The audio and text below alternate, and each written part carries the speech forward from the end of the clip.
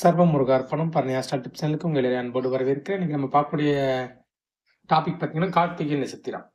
அதை பற்றி நீங்கள் பார்க்க போகிறோம். வீடியோக்குள்ள போகிறதுக்கு முன்னாடி மறக்காம நம்ம சேனல் லைக் பண்ணி முடிஞ்சால் ஷேர் பண்ணி விட்டுருங்க. சரி வாங்க இப்போ வீடியோக்குள்ள போகலாம். கார்த்திகை இது வந்து சூரிய பகவானோட நட்சத்திரம். இந்த நட்சத்திரத்தில் நீங்கள் பிறந்திருந்த பொது குணங்களும் நம்ம வழிபட வேண்டிய தெய்வங்களும் எல்லாத்தையும் நம்ம வரிசையாக பார்க்கலாம். சரி வாங்க இப்போ வீடியோக்குள்ள போகலாம்.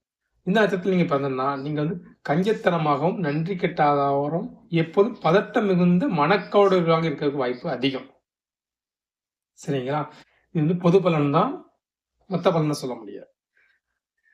உங்கள் பணநிலைமை சிறப்பாக சீராக இராது.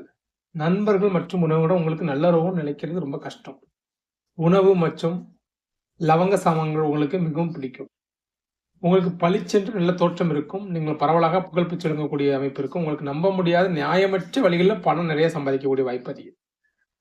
உங்களுக்கு ஒதுக்கப்படும் வேலைகளை முடித்து கொடுக்கும் திறமை உங்களுக்கு இருக்கும். கார்த்திகை நட்சத்திரத்தில் பிறந்தவங்க தைரியசாலிகள், எவரே திறம்பட முடிக்கக்கூடிய ஆற்றல் மிக்கவர்கள், கௌரவம் பார்ப்பவர்கள், தாய்ப்பாசம் மிக்கவர்கள், சுய முயற்சியில வாழ்க்கையை முன்னேற்றம் அடைய காண்போம். பழைய விஷயத்தில் நம்பிக்கை உள்ளவங்க, பல விஷயங்கள்லாம் உங்களுக்கு அதிகமாக நம்பிக்கை உண்டு.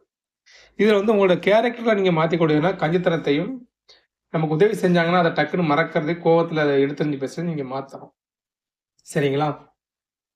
அப்படி பண்ணீங்கன்னா உங்களுக்கு வந்து ரொம்ப நல்லது. பதட்டம்ங்கிறது உங்களுக்கு தேவையில்லாத ஒன்றும், மனக்கவலையுடையதும் தேவையில்லாது. அடுத்ததாக இது வந்து நம்ம சொன்ன எல்லாமே பொது பலன்கள் தான். லக்கணத்துல கிரகங்கள் இருக்க, கிரகங்கள் பார்க்க இதனுடைய பலன்கள் மாறுபடும்.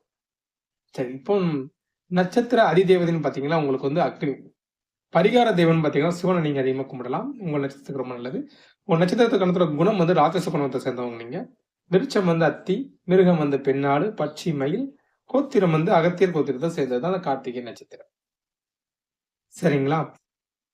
இதுவே மேச ராசியில கார்த்திகை நட்சத்திரம் இருக்கும்போது இது வந்து மேசத்திலையும் வரும், ரிஷபத்திலையும் வரும். மேசத்துல கார்த்திகை நட்சத்திரம் வந்து பிற்பகுதியில நிறைய பேருக்கு எனக்கு தெரிஞ்சு வாழ்க்கையில ஒரு உச்சத்தை கொடுத்த நட்சத்திரமாக இது இருந்துச்சு.